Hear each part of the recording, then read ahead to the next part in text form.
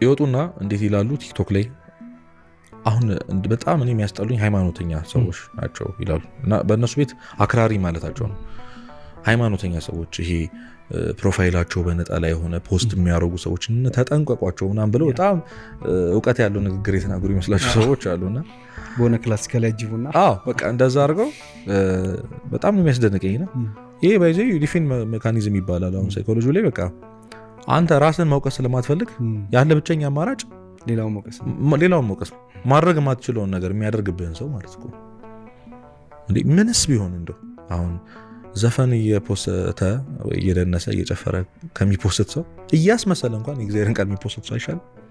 ምክንያቱም በዛ ሰው ማን እንደሚልን አይታወቅም። በአንተ ምክንያት ደግሞ ሰው ከዳን አንተ ትድናለህ። በነገራችን ላይ ይሄ ደግሞ የመጽሐፍ ቅዱስ ቃል ነው። እኛ የምናገለግልበት የአገልግሎት ፕሪንሲፕላችን ሁሌ እንደምናገረው የያዕቆብ መልእክት ምዕራፍ 5 ቁጥር 19 ላይ ወንድሞች ሆይ ኃጢአተኛውን ብትመልሱ ይላል ከኃጢአቱ ነፍስህን እንደምታድን የኃጢአትን ብዛት እንደምትሸፍን እወቅ ይላል። አንድ ሰው በአንተ ምክንያት ከኃጢአቱ ሲመለስ አንተ ነፍስህን ታድናለህ። ከዛ የኃጢአትህ ብዛት ይሸፈንልሃል። እግዚአብሔር አይገልጥብህም ስላዳንከው ነፍስ ስለመለስከው ነፍስ ብሎ እንግዲህ ክርስቶስ ለአንድ ነፍስ ብሎ ምን እንዳደረገ እናውቃለንና የሚመስላቸው ሰዎች አሉ። ይሄ እንዲህ ማሳየቱ መስበኩ ማስተማሩ ሃይማኖተኛ ሰው መስሎ መታየቱ የስተት መንገድ የሚመስላቸው ሰዎችና እንደውም ለራሳቸው የጥፋተኝነት ስሜት እንዳይሰማቸው ነው ይሄንን ያደርጉ ያሉትና እኔ እየሰሩ ያሉ ሰዎች ቀጥሉ ናቸው ከዚህ በላይ አገልግሉ ነው።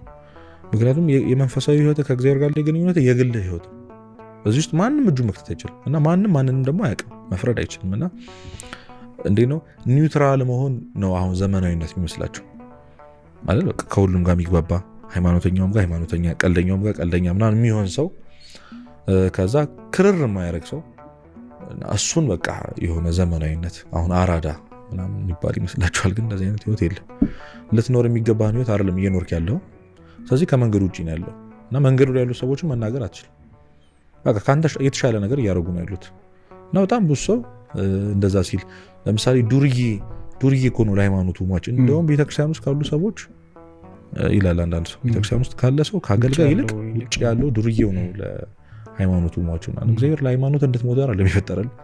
ሁሉ ደግሞ ቤተክርስቲያን የሚሞትላት አይደለም የምትፈልገው የሚኖርላት እንጂ ሁሉ የምናገረው አንተ እግዚአብሔር ጠበቃ ልትሆን አትችልም። የዚህ ቤተክርስቲያን ጠበቃ ልትሆን አትችልም። ትክክለኛ መድኃኒቷ የሚያድናት ራሱ ኢየሱስ ክርስቶስ ነው። ሙሽራዋ እስኪመጣ ድረስ ሁሌም ትፈተናለች እና የሆነ ጊዜ ኦኬ ይሄ ሰውዬ መፍረድ አይደለም ጀጅመንታል የሆንኩኝ አይደለም ግን ልክ አይደለም ነው። አሁን ሰው ወደ እግዚአብሔር እየተመለሰ ያለው ነው፣ ወደ ቤተክርስቲያን እየተመለሰ ያለው ነው። ቅድም እንዳልኩ ወደ ሃይማኖት ወደ እምነቱ እየተመለሰ ያለው ነው። ዘመናዊነት መስሎት እየቀጠለ ያለው ልክ ነኝ ብሎ ስለሚያስብ ያንን መናገር ስላለብን ነው። አዎ ዱርዬ በጣም ለሃይማኖቱ ሟች ነው። በጣም ብዙ ወጣቶች ለሃይማኖታቸው ሟች ናቸው። በሃይማኖታቸው ቀል አያውቁም፣ የታወቀ ነው። ግን እግዚአብሔር የሚፈልገው እሱን አይደለም። ወይም እሱ ደግሞ እንድጸድቅ አያደርግህም፣ እሱ አይደለምና ለዛ ነው ኒውትራል መሆን። ይሄ እንዴ ነው በጣም መንፈሳዊ ያለመሆን በጣም ዓለማዊ ያለመሆን ምናምን የሚመስላችሁ ሰዎች እኔ ምን ክፋት ሰራው ሰው አልገደልኩም የሚል ሰው አለ። ኃጢአት እኮ ሁለት አይነት ነው። አሁን ኃጢአትን መስራት ኃጢአት ነው፣ ጽድቅ አለመስራት ደግሞ ሌላ ኃጢአት ነው። በነገራችን ምንም ኃጢአት ማሰራ ሰው ብትሆን መንግስተ ሰማያት አትወርስም፣ እግዚአብሔርም አይደሰትብም። ልታረገው የሚገባው ደግሞ የጽድቅ ሕይወት አለ። ስለዚህ እሱን ባለማድረግ ራሱ ትኮንናለህ፣ ትጠይቅበታለህና